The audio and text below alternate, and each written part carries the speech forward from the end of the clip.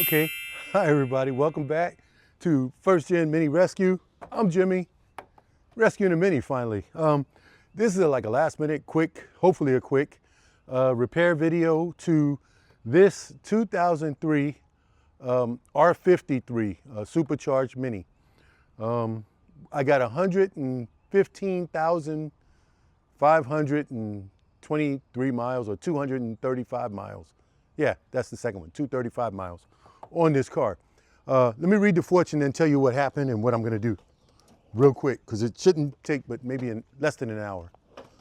All right, where am I at?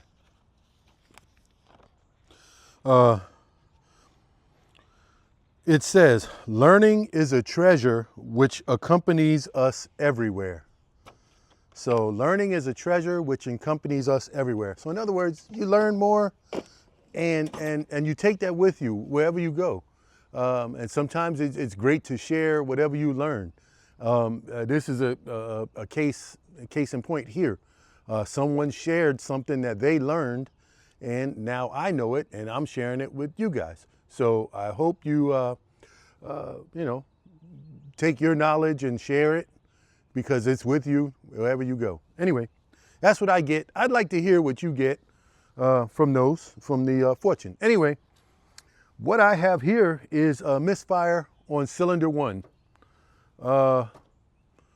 It's a Mini, right? So I have a Misfire on cylinder 1. Let me take you around what I did already and what I've done and what I concluded may be the issue.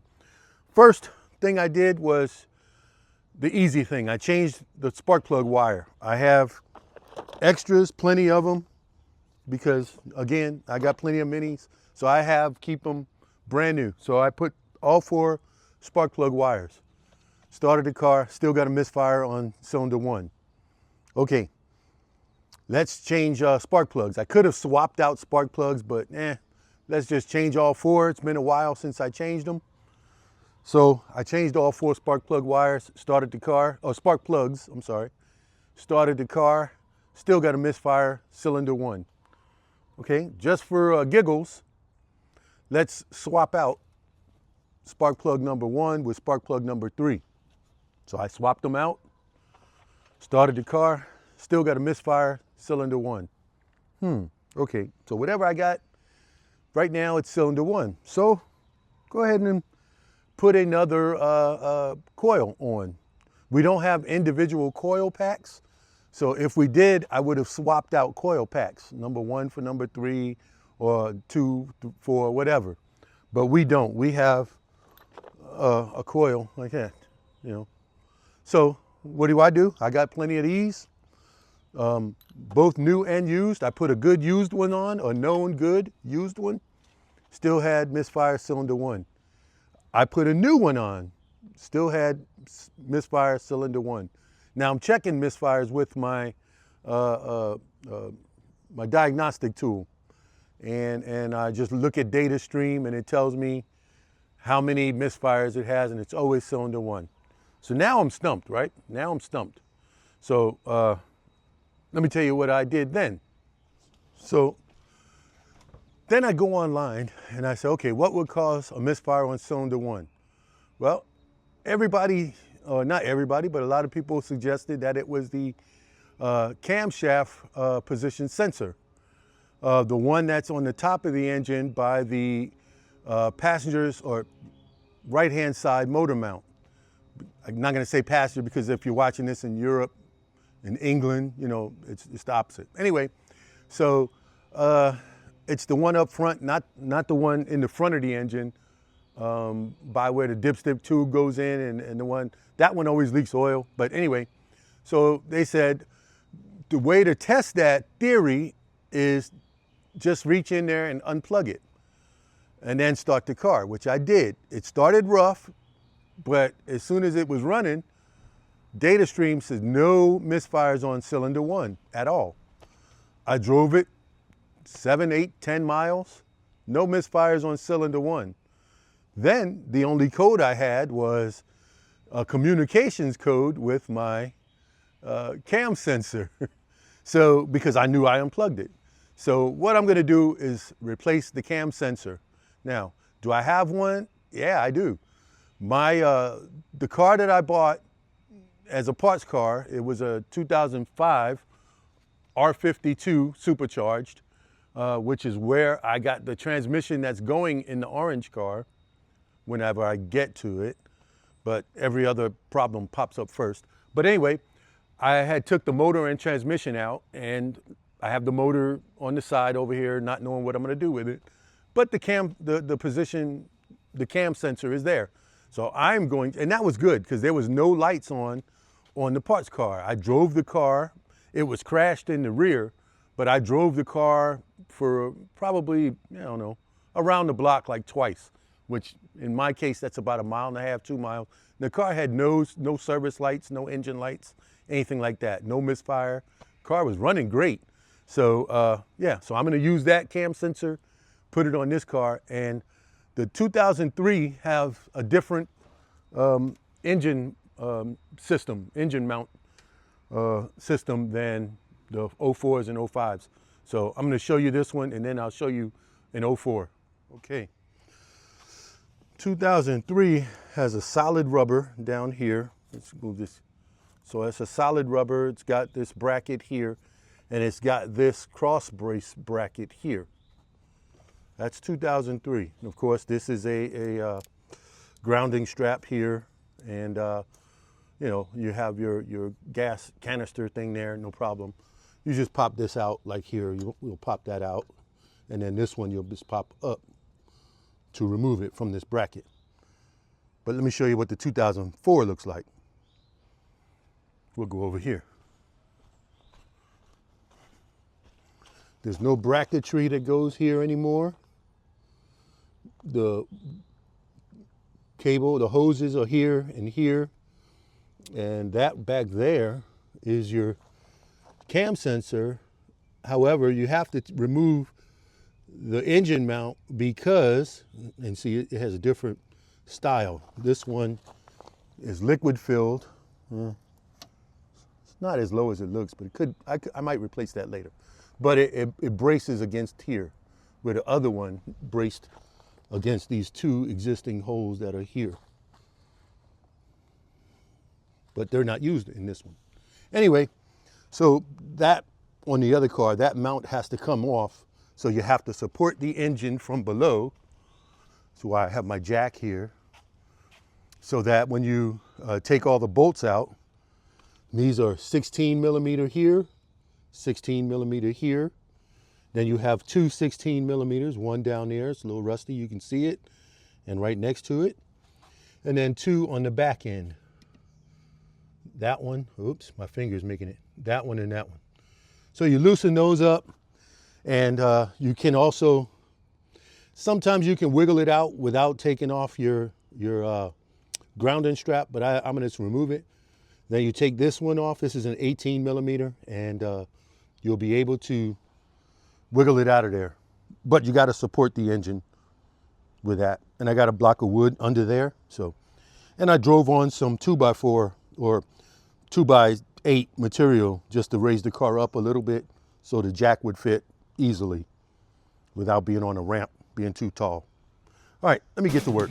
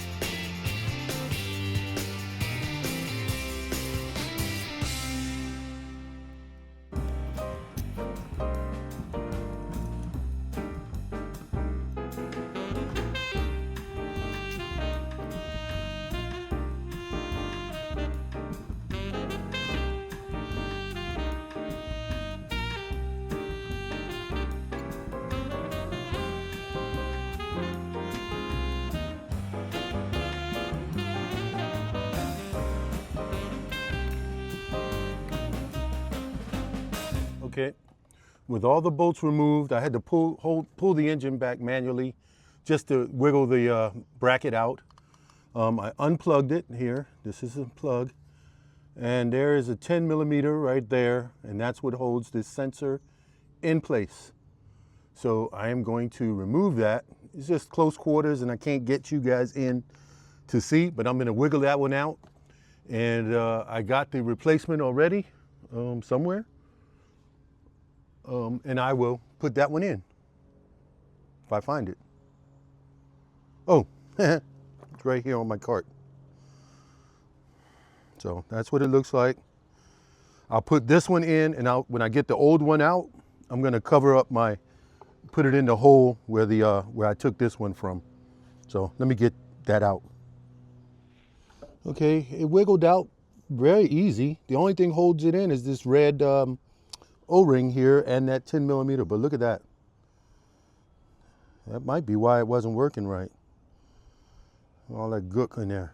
Anyway, let's put this one in.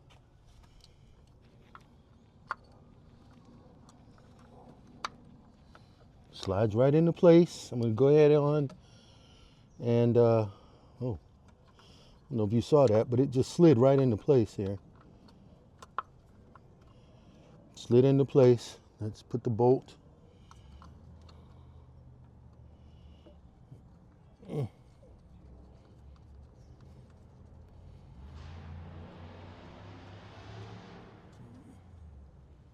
Get the bolt in. I'm going to go ahead and put the,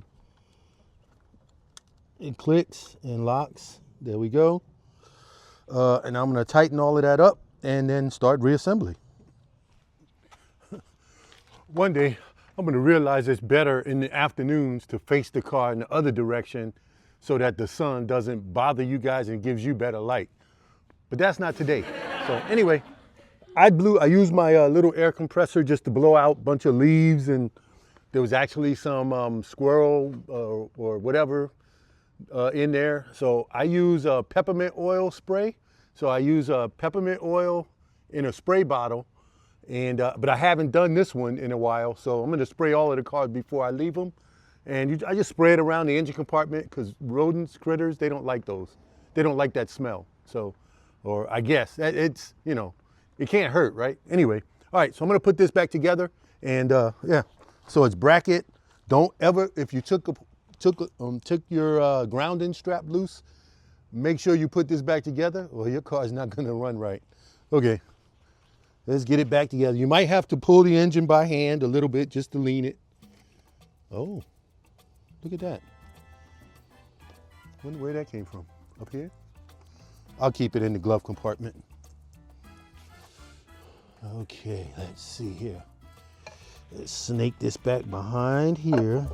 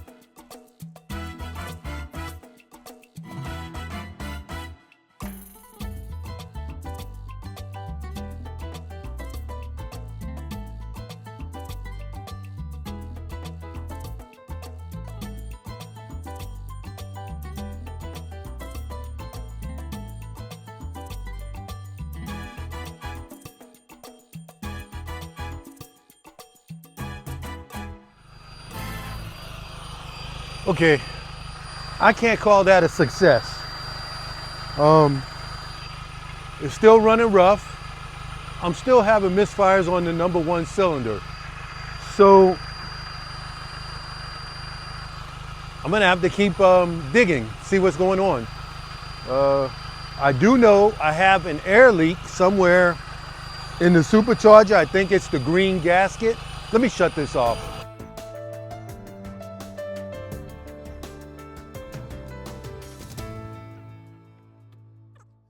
I do have an air leak, and I think it's the green gasket in the supercharger system. And I've always said, until I do it supercharger service, I'm not gonna worry about that. So it could be unmetered air going in, affecting the #1 cylinder. I don't know. I'm gonna keep on investigating. Now, having said that, it only misfires at idle, because as soon as you're above idle, a little bit at the 1,000 RPM mark, the misfires stop accumulating. My meter resets to 0, and it stays 0 as long as, if I was highway driving or whatever. So that's throwing me, but I'll check again. That is a unknown, because that came from my parts car. I may, when I get back from vacation, order a new one, just to be on the safe side. It's not that hard of a job. You know, if I wasn't videoing, probably 45 minutes, you know. As videoing takes time, moving cameras, whatever, you know, you add a half an hour to that. But yeah, so I'm fine with it. We'll be okay. It was something I wanted to try. I had the part. This was a no parts diagnosis, just by looking up online and people telling me it's the, huh? Hello? Yeah. No, it didn't work. Solicit suggestions from your audience. That's what I was doing right now. Okay. Okay, and just leave it in the comments. If you know something I should try or look into, leave it in the comments and I'll, you know, check it out. Okay, all right, thanks for the suggestion, and I'll tell everybody else. All right, thanks, bye. Okay, that was a caller. He said, solicit suggestions from you guys.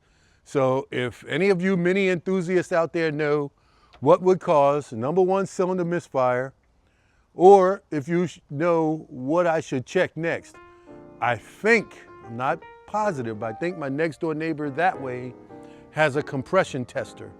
So I will definitely do a compression test. I've heard somebody say something about a valve on #1. It's when it's hot, it does something, and when it's not hot, it does something else or whatever. So I'm open to all suggestions, because I don't know everything, and I learn from you guys just like you learn from me. So let's help each other out, and we'll diagnose this one and see what happens. All right, I'm gonna go get cleaned up because I have a vacation to take, and yeah, I shouldn't even be doing this right now. All right, see y'all later, and thanks for watching. Come back again. Hopefully you guys will help me fix this car, and for many more years of fun driving. All right, that's it. Have fun with your minis, and if you're taking a small vacation, have fun on your vacation. I will. All right, I'll tell you about it when I get back. All right, bye y'all.